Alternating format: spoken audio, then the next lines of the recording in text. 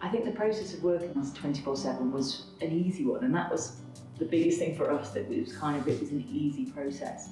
So right from the offset, from meeting the guys that came in to measure for us, thinking about what we wanted to be on the wall, and mind mapping, mood boards, etc. that we came up with, to and fro, backwards and forwards to kind of get the ideas exactly right was a really exciting process. And I think that's what's been fantastic.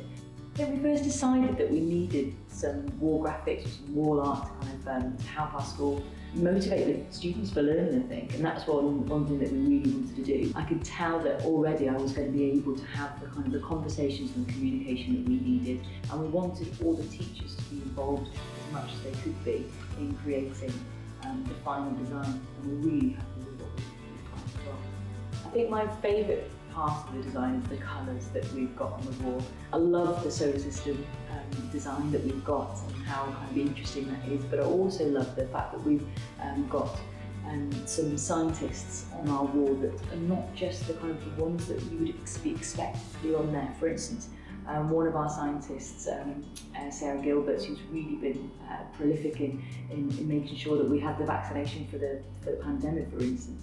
So all our scientists on that wall are a range of people, a range of backgrounds, a range of sciences, and that was one thing that I'm really kind of been inspired to do. I'm really hoping that our pupils will be inspired and excited when they come up here to see the wall.